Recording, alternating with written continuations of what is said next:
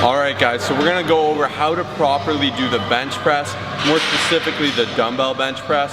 You find there's a lot of videos on major exercises like deadlift, bench, squat, but there's not too much on your lat pull downs, your shoulder press, your dumbbell bench press. So that's why we're narrowing it in, but we'll cover incline, all that stuff that you guys ask. Be sure to send us your video ideas and we will make them. A lot of people commented this, so let's get into it. So here are the top 3 mistakes I notice. This is going to be the first, and it's very obvious what's wrong with it.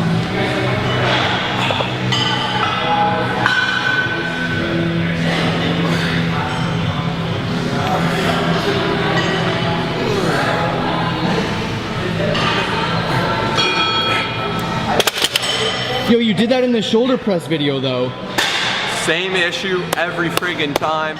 People grab the 130s, they go, I'm huge, I bench press 300, I'm gonna rip some heavy weight. They do quarter top reps, quarter bottom reps, cut it out, simple. Number 2 is a very common one that I guarantee affects us all. So with every person, there tends to be that their left pec is bigger than their right. You can kind of just figure it out or look in a mirror. The reason for this is your heart. Your heart actually pushes it forward about ½ inch to an inch, and that's why you see that difference. Also, a lot of people tend to have muscular imbalance throughout their body. So when they're doing something like the dumbbell press, even with the bench press, you'll notice a lot of people shifting. And that's something you want to avoid. So with bench press, this is a huge issue because people will do too heavy weight once again, a weight they're not comfortable with, and then they'll see this error.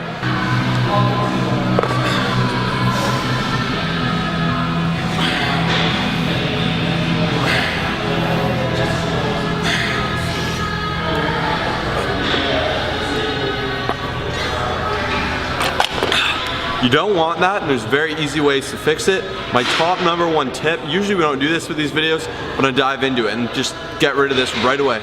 If you have this issue, the number 1 thing you wanna do is do your dumbbell press. Start with your weak arms and do this exercise.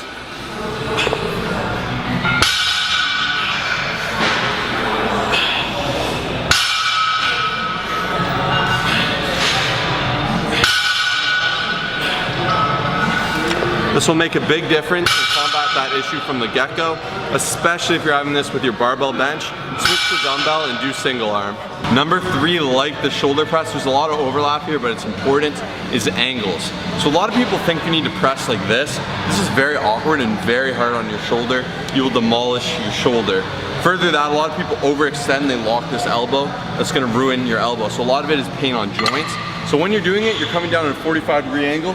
You can see my arms are locked, and then I'm gonna explode outward just like a bench press. So you come in from this compressed form starting with your tris, and you get some of that twist. You don't wanna do too much. Powerlifters will overdo it to get that extra little bit of strength, but here's the wrong and here's the right.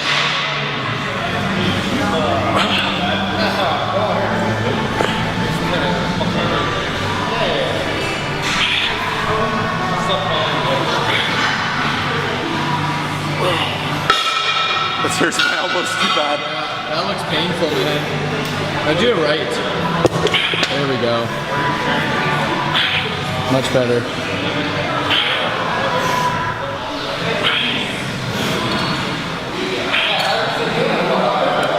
Number 4, this needs to be included, is setup. This is everything for the dumbbell. So you can see he's very weak here. He has no arch. He's not squeezing his glutes, and his feet are free for all. A lot of this you get the tiptoe, the tapping. You'll see them struggling, tapping it out, versus proper, hit him with it. You can see here he's tight, he's got that arch in his back, his butt is planted, he's squeezing, his quads are controlled, and his feet are planted, and this will allow him to have a strong and controlled press even when he's struggling. So here, once again, we're just going to go over the form from start to finish. So as you can see, you're going to want to make sure you're nice and tight. He has his feet firmly planted. He has a good center of gravity. They're balanced. They're pressed in there. He's squeezing his butt, making sure he remains tight and he's not tip-tapping. Aside from that, you can see his depth is appropriate. He's going right down, and he's ensuring to squeeze at the top while squeezing the dumbbells together. This is absolutely everything. So many people make the mistake of not being stable controlled and in that strong pressing position alongside not getting that contraction at the top of the rep.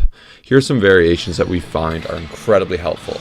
Alright, close grip dumbbell press is the king. If a lot of you guys are getting wrist pain on the close grip bench press, switch over to this. It does wonders, makes you work each arm individually, and because of that you can really work on the issue that we talked about earlier.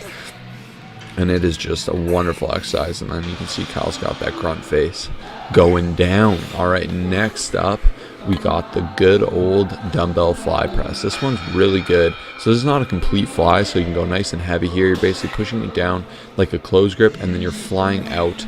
And it's slightly the same, but there are differences here because you're still going to try for that fly and that squeeze at the top, and you're trying to focus on working that chest and not the tricep. A lot of the time exercises can be very similar, but a lot of it just comes down to mind muscle connection and how you engage the muscle.